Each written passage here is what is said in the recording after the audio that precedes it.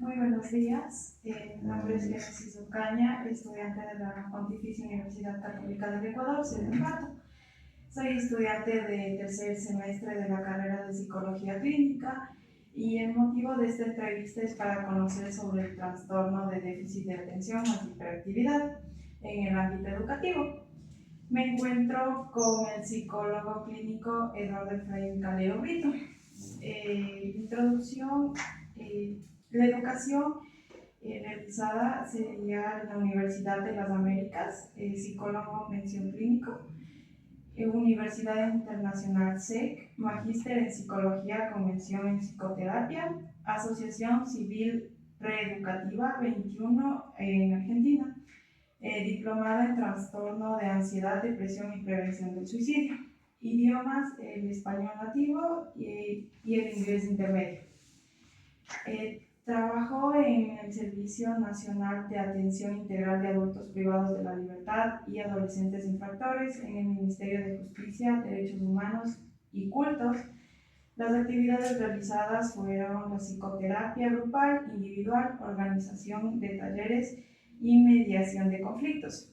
El consultorio médico Equilibrum, las actividades realizadas, consulta privada, psicoterapia individual, grupal, familiar y de pareja, Ministerio de Inclusión Económica y Social y Unidas Pro Año, actividades realizadas, acompañamiento familiar en temas de emergentes, catástrofes, riesgos y bienestar, además de intervenciones en primeros auxilios psicológicos dentro del ámbito de la acción de discapacidad, Centro Social Toptiuca. También trabajó en la unidad educativa Julio Valverde, Departamento de Consejería Estudiantil. Las actividades realizadas: orientación vocacional profesional, apoyo emocional, apoyo psicopedagógico y seguimiento en casos individuales con sus respectivas rutas y protocolos, observaciones áulicas, talleres y capacitaciones. También en la Fundación Ayuda en Bolívar para el Campo, actividades realizadas: capacitación y realización de talleres de prevención de consumo de sustancias psicoactivas a jóvenes de las comunidades de Salinas y Simiatu de la provincia de Bolívar. También en la Superintendencia de Bancos, las actividades realizadas: formular y controlar la ejecución del plan de evaluación del desempeño y su cronograma de aplicación, proponer y ejecutar el plan de seguridad y salud ocupacional conjuntamente con un técnico en seguridad y salud ocupacional.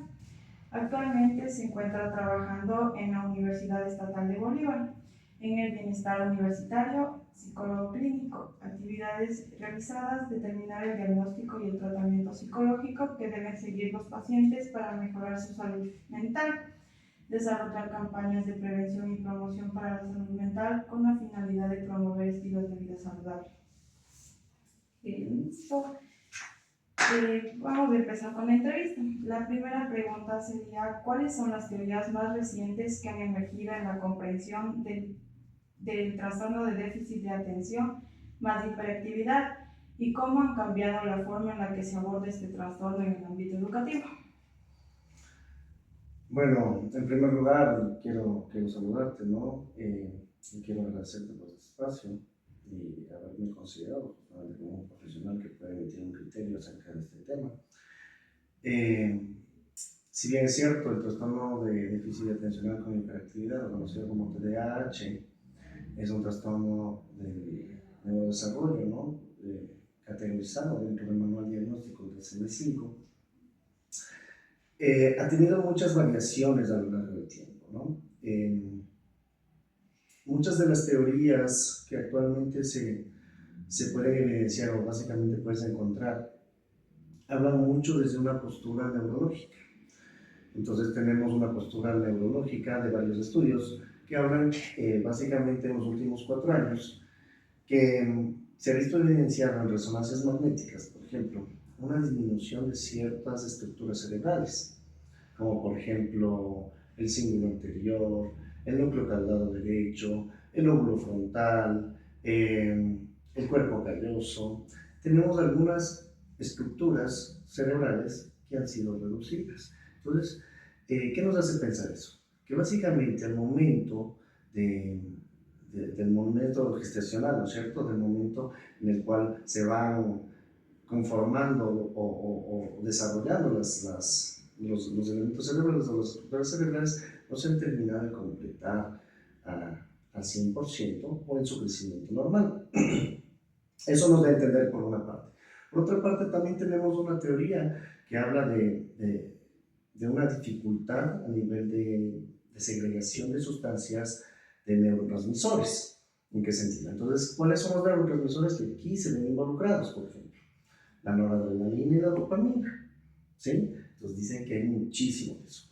Sin embargo, estudios recientes, y es algo que me llamaba muchísimo la atención, y yo sí hago un llamado justamente a la comunidad científica, a la comunidad educativa, a la comunidad sobre todo profesional en el ámbito de la salud mental, que no nos quedemos estancados justamente en lo que dice un manual, ¿sí? Porque tomemos en cuenta muchas cosas, ¿no? El otro día yo estaba leyendo un artículo muy interesante acerca de una rama de la psiquiatría que se llama el psicodarwinismo, ¿sí? Habla de una postura más evolutiva. ¿Y qué es lo que te decía? Que el TDAH ya existía 10.000 años atrás, ¿ya? Desde los nómadas. Y de hecho, el cerebro TDAH era un cerebro que se adaptaba mucho a la comunidad nómada. Y tenías tú que adaptarte a este tipo de situación. ¿Qué es lo que pasa cuando llega la agricultura? Llega el sedentarismo. Entonces comenzamos a tener un tipo de cerebro que es el cerebro neurotípico, el cerebro normal. ¿Sí? Entonces, ¿qué es lo que pasa? Con estos cambios, cuando llega la agricultura, nosotros tenemos que enfocarnos más a cierto tipo de cosas, más a cierto tipo de situaciones. Entonces, ¿qué es lo que va pasando? Mientras mayoritariamente tú conformas un grupo de cerebros neurotípicos, caes dentro del rango de la normalidad. Y los cerebros TDAH fueron desplazándose, ¿verdad? ¿Qué es lo que pasa justamente ahora, hoy en día? Mira lo que ha pasado. A lo largo de todo el proyecto y de toda la historia que nosotros vemos en el DSM-5, perdón, de todas las variantes que tiene el DSM, han ido quitándose, aumentándose trastornos que se han ido comiendo a otros. Entonces nada es definitivo. ¿Qué pasaba con el DSM-1, por ejemplo? El DSM-1 se decía que la homosexualidad era una enfermedad, un trastorno. ¿Y qué ha pasado ahora? ¿No es cierto? No es considerada una enfermedad. Ahora, ¿por qué no plantearnos esta idea y tal vez ser un poco más escépticos en esto y no tan dogmáticos como nos dice la ciencia, ¿no es cierto? ¿Y qué tal si el TDAH no es un trastorno? No termina siendo un trastorno, sino un tipo de cerebro diferente. Y termina en un futuro desapareciendo, ¿no es cierto? Pero bueno, hablemos de la actualidad. Está enmarcado dentro de una categoría diagnóstica, ¿no es cierto? Que si bien es cierto, muchos estudios recientemente hablan de que inclusive el TDAH podría ser considerado un espectro, que se vaya comiendo algunos ¿cómo se llama? Algunos criterios diagnósticos, algunos trastornos, algunas situaciones. Es como el espectro autista, ¿no es cierto? Tenemos varias ramas del espectro autista. Tenemos el Asperger, ¿no es cierto? ¿Sí? Entonces, quizás simplemente termine justamente el DSM comiéndose algunos trastornos de lo que empezó, ¿no? Siendo muy categorizado en varios trastornos, ¿ya? Es muy interesante qué pasa con el TDAH, porque el TDAH es un trastorno que básicamente se enfoca en 3 criterios diagnósticos, ¿no es cierto? ¿Cuáles son? La impulsividad, la inatención y el tema motor, ¿no es cierto? ¿No es cierto? Entonces, ¿qué es lo que pasa? ¿Qué nos sugiere los manuales diagnósticos? Que tomemos en cuenta 3 criterios, 3 cosas importantes para tomar en cuenta los diagnósticos. Intensidad, frecuencia y mantenimiento. Importantísimo, ¿ya? ¿Por qué es tan difícil para nosotros, dentro del sistema educativo, poder diagnosticar un TDAH? Se puede confundir fácilmente. ¿Por Porque tenemos al frente a un niño inatento, ¿no es cierto? ¿Por qué nos dice el criterio diagnóstico? Nos dice, ¿no es cierto? Se considerará el trastorno, por lo menos, si no presta atención, en los últimos 6 meses, ¿verdad? Entonces, ¿pasa eso? ¿No pasa eso? La impulsividad, ¿a qué se refiere con impulsividad? Impulsividad motora, impulsividad al momento de hablar, ¿sí? ¿Tenemos claro eso dentro del sistema educativo, tal vez? Muchos psicólogos educativos, muchos profesores no tienen muy claro este tema, ¿no es cierto? Claro, el tema motor, por ejemplo, se levanta de la silla, no permanece quieto. Pero, por ejemplo, un niño TDAH es un niño que no te duerme. Un niño que no te va a dormir. ¿Ya? Pero, por ejemplo, ha llegado a mi consulta varios padres de familia que dicen, bueno, a mi hijo le diagnosticaron TDAH. Y el niño parece el demonio Tasmania, se sube por todo lado y destroza todo. Pero cuando no le dicen que tiene TDAH, se queda tranquilo. ¿Es un niño que tiene o no tiene TDAH? Parece ser que no es un niño que tiene TDAH, simplemente es un niño que no tiene en los modelos de crianza el establecimiento de normas y límites claros. ¿Sí? Tenemos que ser muy, muy meticulosos justamente al momento de darnos cuenta cuando se trata de un cerebro TDAH, de un trastorno de déficit atencional con hiperactividad.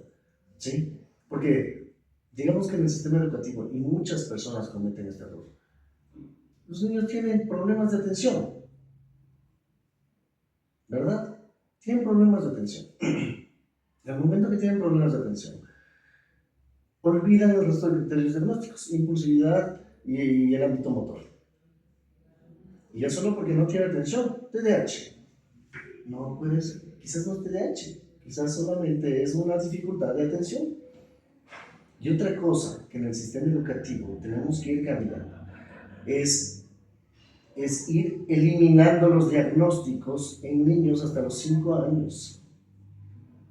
Hasta los 5 años nosotros tenemos indicadores. A partir de los 7 años podemos emitir diagnósticos de TDAH. Yo he visto mucho en contextos no solo dentro del ámbito provincial, sino en ciudades grandes como Quito, Guayaquil. ¿Qué es lo que está pasando? Están los niños teniendo diagnósticos a los 4 años, 5 años de edad, con trastornos de déficit atencionales, donde en un aspecto evolutivo, ¿no es cierto?, están adhiriéndose a esa fase de socialización, esa fase de seguir las normas y las reglas. Entonces, ok, ha cambiado muchísimo en ese aspecto, ¿no es cierto? Entonces, no sé si respondiendo un poco a tu pregunta, ¿cómo ha cambiado este aspecto? Ha cambiado muchísimo en el sistema educativo, porque creo que no estamos viendo con esta mirada y esta visión en general, como yo dije hace un momento. Yo invito a la comunidad científica, invito a la comunidad educativa, invito a la comunidad de profesionalización en el tema de salud mental, que no nos quedemos encasillados en lo que dice una cosa, de lo que hay que hacer, ¿no es cierto? Porque básicamente estamos haciendo lo mismo, ¿no es cierto? Nosotros que somos cerebros neurotípicos, ¿qué estamos tratando de hacer? Esa minoría que son los cerebros TDAH, tratar de incluirlos, ¿mediante qué? Adaptaciones curriculares de segundo grado o tercer grado, que tienen que ser enfocadas en 2 cosas, ¿no es cierto? Modificadas en tiempo y en contenido, ¿verdad? ¿Y qué tal si la propuesta no es esa? ¿Qué tal si la propuesta debería ser otra? ¿Qué tal si la propuesta debería ser una reestructuración en cuanto a las actividades y a los medios curriculares que están manteniendo? Sistemas educativos pensados en cerebros neurotípicos. ¿Por qué? ¿Quiénes son los profesores? ¿Quiénes somos los maestros? ¿Quiénes somos los profesionales? Personas que tenemos cerebros neurotípicos. Te apuesto que si yo dejo en una isla desierta a una persona que tiene TDAH, cerebro TDAH, y una persona que tiene un cerebro neurotípico, tiene más altas probabilidades de sobrevivir el TDAH que el neurotípico. Comprobado científicamente. Comprobado científicamente. Hay varios estudios que lo respaldan.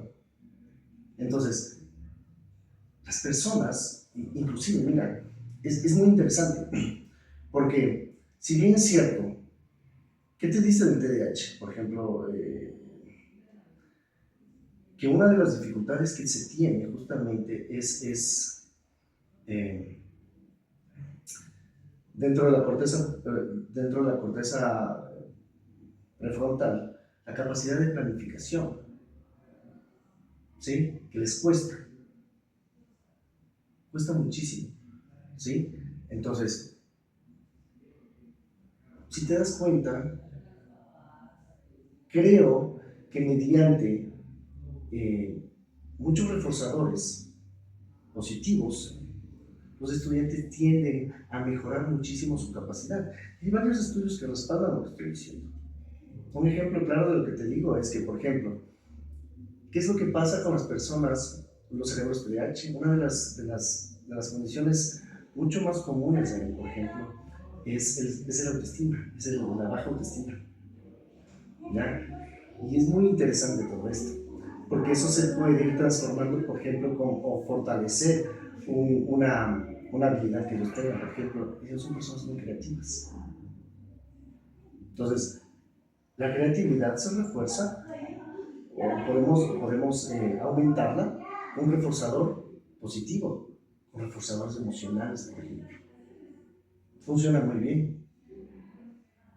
Y vamos a tener muchos más cambios, mayores modificaciones en ese sentido. Pero es súper interesante todo esto, cómo podemos ir trabajando desde el sistema educativo con diferente tipo de estructura en cuanto a la organización de mis clases. Porque claro, ¿qué estamos haciendo? ¿No es cierto? Nosotros nos reforzamos mediante qué. Es muy cuestionado esto, ¿no es cierto? Ahora se cuestiona mucho el tema en la neurociencia sobre todo, la carita feliz o la carita triste. Si sacaste una buena nota o una mala nota. Porque está reforzando una emoción. Entonces, refuerzas la emoción, saqué una carita triste, entonces es triste lo que estoy haciendo, mi trabajo es pésimo, ¿sí? Mi autoestima baja, ¿sí? Entonces los reforzadores tienen que ser pensados desde otro tipo de objetivos, ¿no es cierto? ¿Cómo qué tipo de situaciones? Creo que hay que hacer muchísimas modificaciones en ese sentido.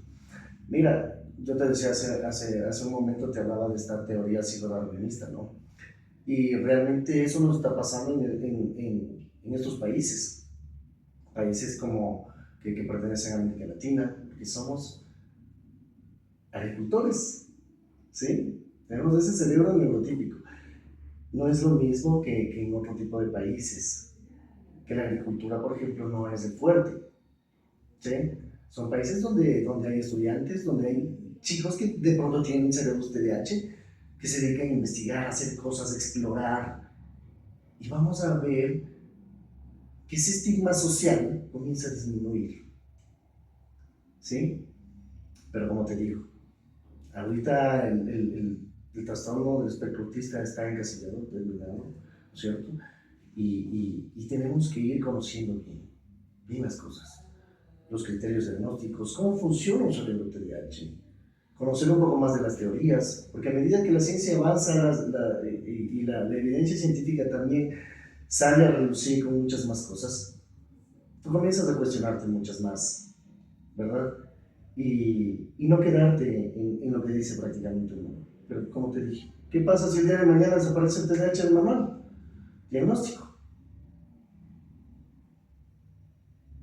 Porque mira, o sea, también puede pasar lo siguiente, porque hay varios estudios que lo que están diciendo es que va a haber una modificación del DCM. Entonces, ¿en qué sentido? Todos, absolutamente todos los trastornos van a pertenecer al neurodesarrollo. Esquizofrenia, depresión, ansiedad. Porque todo, inclusive tiene su base y sus teorías neurológicas, biológicas, evolutivas, ¿verdad? Genéticas. Entonces vamos teniendo distinto tipo de posturas en ese sentido. Y es muy interesante. Por eso digo, ok, sí hay que hacer un llamado justamente a a la comunidad educativa, a los profesores, a las autoridades, a las políticas públicas enfocadas en organizar estos sistemas y estas mallas curriculares pensadas para cerebros neurotípicos y comenzar a fortalecer un poco más, no el tema de la inclusión, ¿sí?, sino el tema de la adaptación a nuevos sistemas de educación. ¿Por qué nosotros no nos podemos adaptar a nuevos tipos de educación? ¿Ya? Es claro, ¿no es cierto? Aquí cuántas personas, por ejemplo, mira, el otro día me pasaba algo. Aquí en la universidad tenemos estudiantes que son personas no videntes, ¿ya? No pueden ver. Te pregunto yo, en un porcentaje, ¿cuántas personas o profesores de aquí, o profesores del sistema educativo secundario o primaria, conocen el braille? ¿O les han dado la facilidad a estos estudiantes a que puedan estudiar mediante braille? Menos de la mitad. ¿Por qué? ¿Por qué las personas que tienen dificultades tienen que adaptarse a nosotros? Y nosotros no a ellos. Comencemos a despatologizar a la gente. O sea, es un cuestionamiento, ¿no? O sea, muchos profesionales de aquí me llamarán la atención, me dirán, este man, ese tipo, anda con sus ideas locas, raras.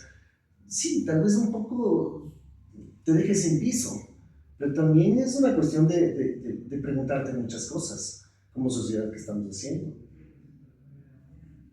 Y desde ese punto, obviamente las preguntas es, ¿la educación qué está haciendo con respecto a esto? Si me respondes, yo te digo nada. ¿Sí? ¿Cómo ha cambiado la educación frente a esto? Y nada, porque no ha cambiado nada. Seguimos tratándonos como una minoría. Si me preguntas, ¿hay un tema de inclusión? Aparentemente. ¿Pero incluir qué? Nosotros debemos adaptarnos. Nosotros debemos adaptarnos y pensar de otra manera. ¿Me hago entender? O sea, y son preguntas que básicamente todo el tiempo nos hacemos, ¿no es cierto?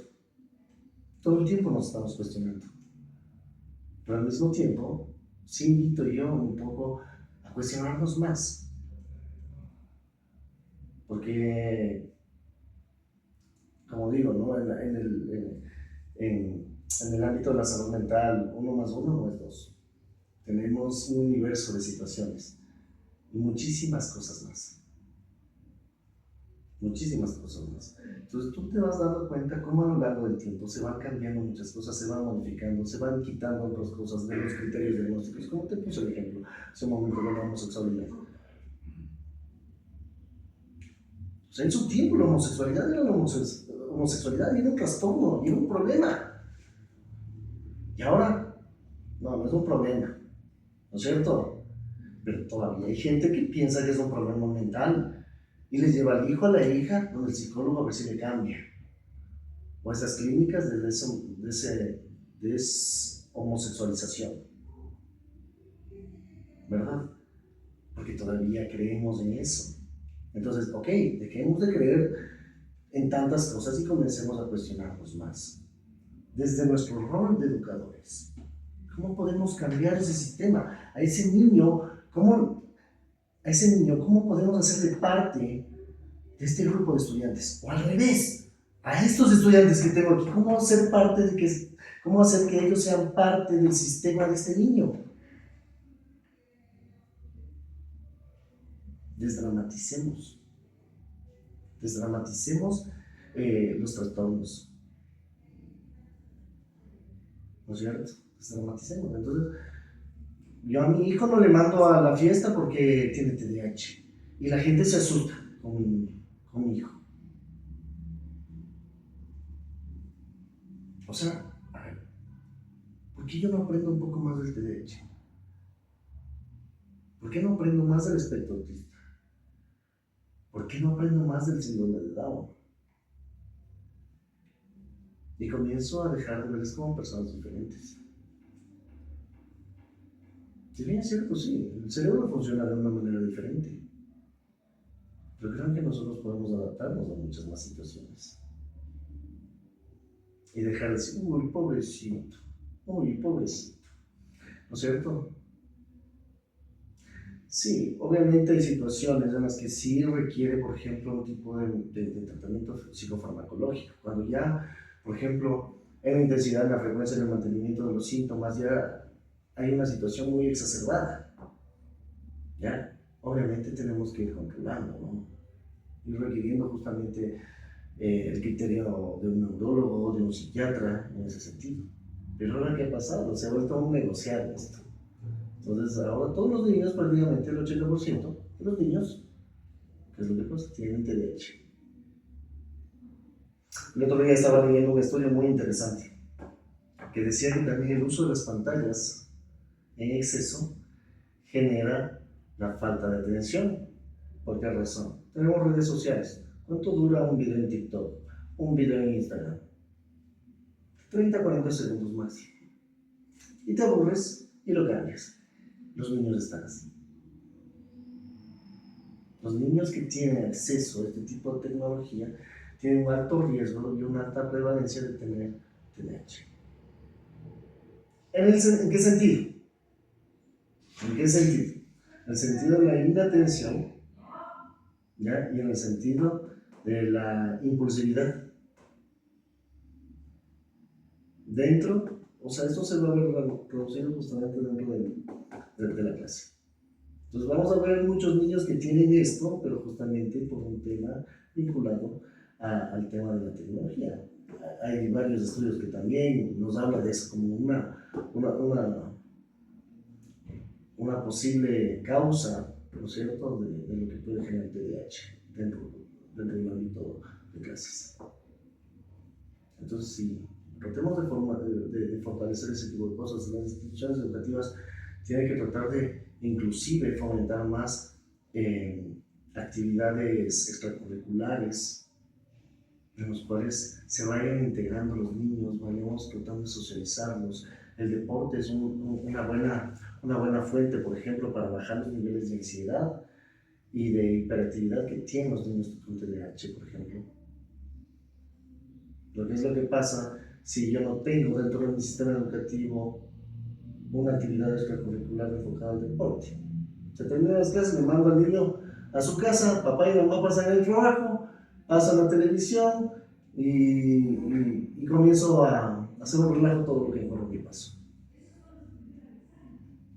¿Sí? No sé si respondí un poco tu pregunta. Muchas gracias.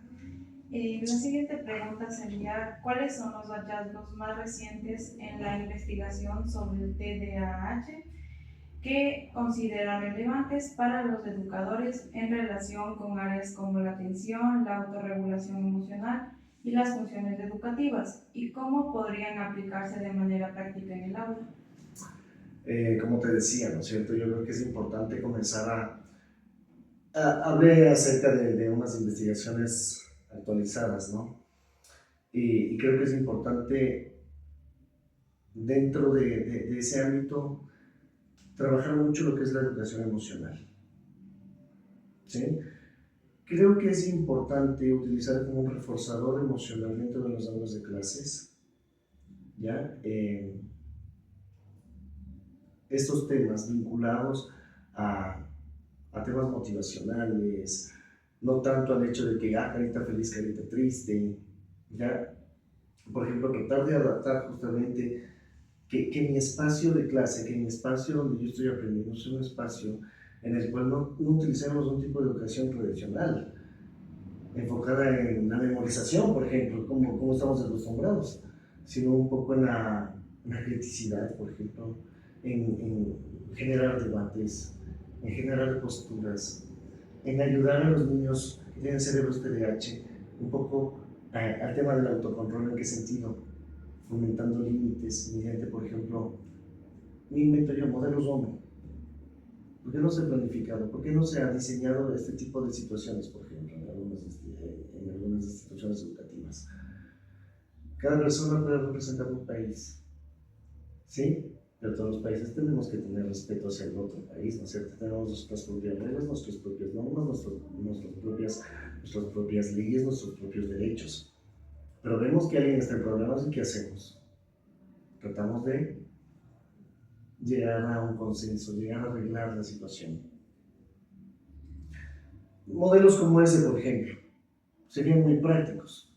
Utilizar reforzadores, ¿ya? Esto nosotros lo vemos de la psicología clásica, ¿no es cierto? De la psicología de Pavlov y Skinner. ¿Ya? Reforzadores clásicos y operantes. Pero enfocados a nuestra actualidad, enfocados a un objetivo. Entonces, ¿cuál es nuestro objetivo? El cambio de comportamiento, por ejemplo. ¿Ya? ¿Pero en qué sentido? Detallemos. Enfoquémonos más en eso, pero leamos un poco más de todo esto, ¿no es cierto? Porque ¿qué hacemos ahora? Entonces dicen, vemos un informe, dice, tiene TDAH, recomendaciones, modificación en tiempo, en horario, dosificación de tareas. Inclusive los informes psicológicos comienzan a atar. Algunos profesores dicen, bueno, entonces le voy a mandar, de lo que generalmente en una prueba yo tomo 10, 15 ejercicios, le voy a tomar 8. Y de lo que dura la hora de clase, 45 minutos, le voy a dar 1 hora 20. Y ya, cumplí con mi adaptación curricular. Pero, ¿es solo eso? No creo que sea solo eso. No creo que sea solo eso la adaptación curricular. Yo creo que requiere de un involucramiento aún mayor de parte del profesional de cargo. ¿Sí? Inclusive de la misma familia. Porque la misma familia es quien comienza a perpetuar este tipo de comportamientos y este tipo de reforzadores negativos en el estudiante. Creo que hace falta un poquito más también de psicoeducación hacia las familias, en ese sentido. ¿Ok? Siguiente pregunta. Muchas gracias. Desde su experiencia profesional, ¿qué aspectos de los criterios diagnósticos del TDAH han sido objeto de debate y cómo cree que esto afecta a la identificación y al apoyo de los estudiantes? Súper importante es lo que te decía, ¿no es cierto?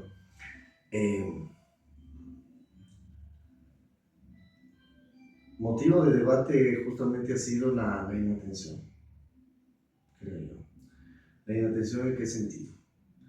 Mira, hay que entender también que más allá de dar un diagnóstico a simple vista por cualquier situación, nosotros tenemos que involucrarnos más en lo que está pasando con una persona. Invento yo. Digamos que un niño sufre la pérdida de un padre o de una madre, ¿no es cierto? O de un familiar o de su mascota. Pasan unos meses. ¿Cómo está ese niño emocionalmente si no ha tenido un soporte, una contención? ¿Qué crees que va a pasar justamente en clase? Inatención, ¿no es cierto? Entonces, está inatento, se distrae, se levanta, está inquieto, se va. Llega el profesor y la profesora. Me parece que tiene TDAH. Pero realmente nosotros sabemos el contexto de todo eso. Uno de los ejemplos. Y es muy común acá. Y es muy común tener esto. Sobre todo en sectores rurales, violencia intrafamiliar. Muchísima violencia intrafamiliar. Muchísimo alcoholismo. Muchísima negligencia. No solo del sector rural, también del sector urbano. Muchísima negligencia en los modelos de crianza. ¿Qué pasa con el niño? Me invento. El niño no tiene que comer. Todo el tiempo está cansado. ¿Y cómo lo manifiesta? Está desatento, se levanta constantemente, quiere dormir. pero nosotros, dentro del contexto, ¿sabemos que no está desayunando? De pronto no, porque no hacemos más preguntas. O básicamente solamente escuchamos al niño. Sí, o sea, yo creo que debe haber un involucramiento mucho más fuerte con las familias, inclusive, en ese sentido. Y básicamente, creo que otro de los criterios es el tema de la impulsividad, aunque en este sentido ha sido muy cuestionado, ¿no? El tema, porque el TDA y el TDAH, ¿no es cierto? Entonces, o sea, con y sin hiperactividad, también ha causado un poco de debate, ¿no es cierto? ¿Cómo son los niños que no tienen TDAH? Ya, son inatentos, pero no son impulsivos. Y eso no tiende a confundirme también un poco. ¿Se me entiendes? ¿Y ahora? ¿Cómo le diagnostica un TDA? Yo he visto generalmente TDAH, pero nunca un trastorno de hiperactividad, un trastorno de déficit atencional sin hiperactividad. Hasta aquí creo que he visto uno o dos máximo, y ha sido rarísimo. ¿Ya? Pero generalmente, ¿cuál es el común denominador? Que todos tengan TDAH, todos. Entonces, creo que justamente un criterio o uno de los síntomas justamente que estaría ahí en este debate sería el tema de la hiperactividad, de la impulsividad. En ese sentido. La siguiente pregunta es: ¿qué enfoques de intervención pedagógica ha encontrado más efectivos para ayudar a los estudiantes con TDAH a mejorar su atención y rendimiento académico? Desde mi punto de vista, mira, no creo que haya un modelo terapéutico que sea mucho más efectivo que otro. Creo que las personas se tienen que adaptar al modelo terapéutico. Los niños se tienen que adaptar al modelo terapéutico con el que más se sientan cómodos. Se ha visto muchísimo, por ejemplo, el tema de la psicología narrativa, ¿no? Desde el punto de vista de la narrativa, esta práctica ha ayudado muchísimo. Yo te podría decir, ok, desde mi punto de vista, las neurociencias, por ejemplo, te pueden ayudar muchísimo. ¿Ya? Hay gente que te dirá, ok, no, desde el tema constructivista. Y otros, no, desde la psicología positiva. Y otros desde la psicodinámica. Pero aquí no es, creo que la pregunta no es qué modelo resulta ser el mejor, sino el niño o la niña, ¿a qué modelo se adaptan mejor? ¿Sí me entiendes? ¿A qué modelo se adaptan mejor? Entonces, por ejemplo, hay niños que se adaptan muy bien a las neurociencias, hay otros que se adaptan muy bien al modelo cognitivo-conductual, hay otros que se adaptan muy bien al condicionamiento, hay otros que se adaptan muy bien al tema de la gestáltica, por ejemplo, el modelo gestáltico, el modelo de externalizar los problemas, porque hay niños que lo externalizan y otros que se cohiben. Yo creo que esa es justamente una de las habilidades del terapeuta, ir indagando, ir conociendo básicamente desde qué punto de vista, ¿ya? Y qué modelo le está sirviendo al paciente en este caso. No sé si respondo tu pregunta. Muchas gracias. La última pregunta: ¿qué papel juegan los prejuicios o malentendidos en torno al TDAH en la implementación de intervenciones educativas efectivas? ¿Y cuáles serían sus recomendaciones para contrarrestar este tipo de malentendidos? Como te dije, desdramaticemos los diagnósticos, desdramaticemos los trastornos, comencemos a cambiar un poco de la forma en que vemos la situación. Preguntémonos a nosotros mismos, no solo como personas, sino como profesionales también. ¿Qué pasaría si yo tengo una persona muy cercana a mí que está viviendo por esta situación? Me gustaría que traten como están tratando. ¿Sí? ¿Qué estoy haciendo? ¿Qué estoy generando en esta persona? ¿Sí me entiendes?